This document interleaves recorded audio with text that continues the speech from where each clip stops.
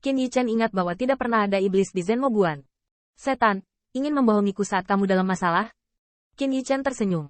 Tetapi pada saat ini, dia melihat bahwa wajah Kaisar Iblis tenggelam dan niat pembunuhannya terungkap. Selamat Bihai, leluhurmu tidak bisa dihindari. Kamu masih berani melawan.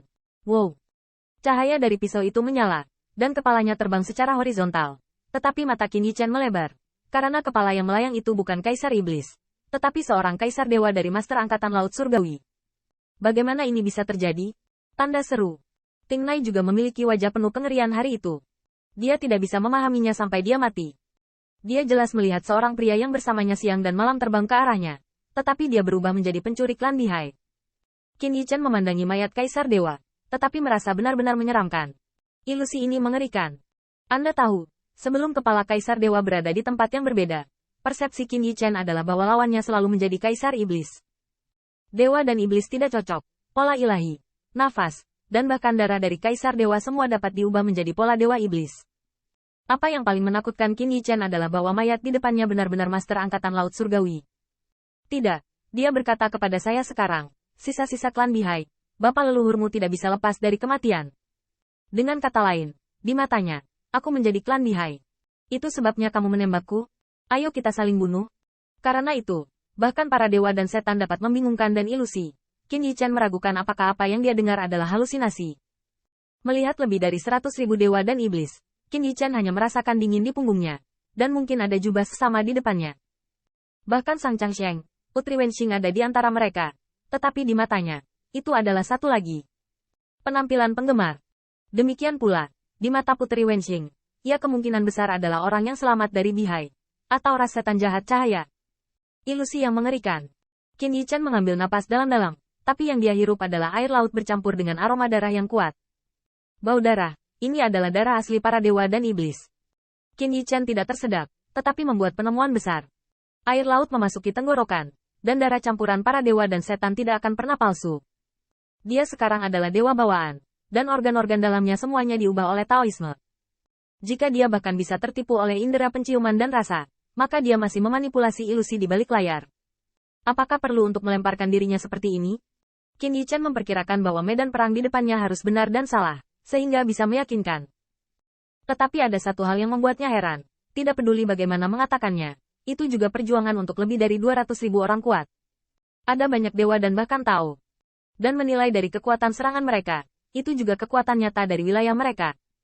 Untuk menyingkat tingkat ilusi ini, kekuatan mental mengerikan apa yang dibutuhkan? Jika semua ini adalah ilusi di depan Anda, seberapa kuatkah keberadaan ilusi kental? Qin Yichen meragukan, apakah 18 kaisar membiarkan Bihai yang menakutkan ini hidup? Dan aku bisa menebak bahwa ini adalah ilusi, dan orang kuat lainnya tidak semuanya bodoh. Qin Yichen memindai sekeliling dan memadatkan ilusi yang begitu luas, tidak hanya untuk menjebak mereka, tetapi untuk membiarkan mereka mati tanpa sadar. Jika mungkin untuk mengumpulkan kekuatan jubah sesama, dan bahkan kaisar lainnya, untuk memecahkan ilusi bersama. Idenya bagus. Tetapi masalahnya adalah bahwa Qin Yichen takut bahwa suara ilahi yang dia teriakkan dengan keras akan jatuh ke telinga orang-orang kuat lainnya, dan menjadi suara-suara lain, atau provokasi atau perceraian, menempatkannya dalam bahaya. Ayo jaga dirimu dulu. Qin Yichen bergumam pelan, tetapi situasi di depannya agak rumit.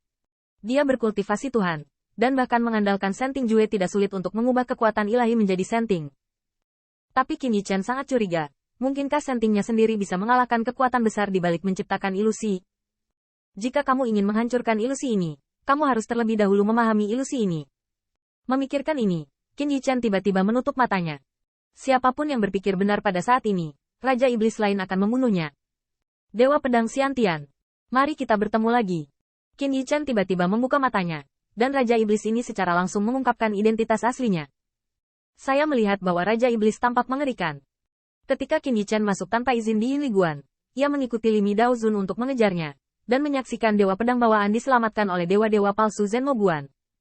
Qin Yichen mencibir dengan dingin. Setan, tidakkah kamu tahu ini adalah ilusi? Jika kamu tidak keluar di sini, kamu dan aku akan mati berdua.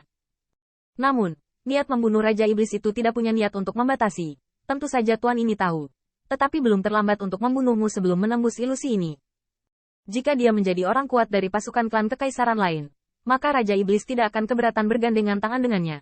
Bahkan jika dia adalah seorang master angkatan laut surgawi. Namun, Dewa pedang bawaan ini membunuh pembangkit tenaga Yin Liguannya dan pergi ke istana Kaisar Ke. Karena itu tidak dapat digunakan oleh Evil Light Demon Rache, itu secara alami akan dihancurkan. Raja ini tahu bahwa pedang dewa bawaan adalah Wu Shuang, tapi karena dia berani membunuhmu, dia tentu saja punya cara. Tiba-tiba, Raja Iblis melambaikan lengan bajunya, dan kain sihir hitam yang tampak seperti awan hitam terbang keluar. Kain ajaib berbau sangat, laut ditutupi dengan noda hitam dimanapun berlalu. Benang ajaib yang terlihat seperti kain kafan itu sangat menyeramkan dan halus dan lembut. Pedang tuba emas menebas benang ajaib itu. Tampaknya sulit untuk memaksanya, dan itu bahkan lebih terjerat dan terkunci. Qin Yichen tercengang. Anda harus tahu bahwa kekuatan pedangnya pada saat ini bukan hanya kekuatan yang mengerikan, yaitu, benang ajaib ini tidak dapat digunakan untuk menghilangkan kekuatan pedangnya dengan bahan murni dan kehalusan. Sepertinya karena benang ajaib ini memiliki keanehan, kekuatan serangan busuk. Tidak hanya itu, setelah dibungkus dengan benang ajaib, Qin Yichen tiba-tiba merasa tidak nyaman, karena ia sekarang adalah dewa bawaan, dan Jintu Bao Dao adalah dewa bawaan Qihua. Ketika pedang terjerat, ia secara alami merasakan hal yang sama. Bahkan Qin Yichen merasa bahwa dia akan membusuk menjadi mayat bau, dan kekuatan yang terkandung dalam benang ajaib tampaknya mampu mengurangi apapun yang terbelit olehnya menjadi mayat. Melihat bahwa harta karun Dao begitu kuat, Raja Iblis tersenyum lebih dan lebih lagi dengan panik. Dewa bawaan itu kuat, tapi sayang sekali kau hanya kaisar. Sungguh konyol bahwa Kaisar Dike langsung menyegelmu sebagai jenderal dari Zenmo Guan untuk memenangkanmu. Jika kamu menebak dengan benar, kamu hanya pergi ke gerbang iblis kota. Apakah kamu datang ke Tianhe Bihai? Dengan semua uangmu, sudah berapa lama kamu dilahirkan? Kecuali untuk ilmu pedang bawaan, kamu sekarang tidak ada hubungannya denganmu. Dalam sekejap, murid Raja Iblis itu ganas dan berubah menjadi monster layu. Tetapi mulutnya yang keriput seperti jurang, memancarkan angin magis yang suram. Tapi Raja Iblis bisa membersihkan kemampuanmu, sebanyak yang kamu mau. Jika Anda ingin membunuh dewa bawaan, Anda pasti baru saja lahir dan belum dewasa. Kalau tidak, mengandalkan bantuan dan budidaya kelangkaan dewa bawaan, ditambah dengan bakat yang mengerikan itu, tidak akan lama sebelum dia akan menjadi algojo yang menjaga gerbang iblis dan membantai balap iblis-iblis cahaya.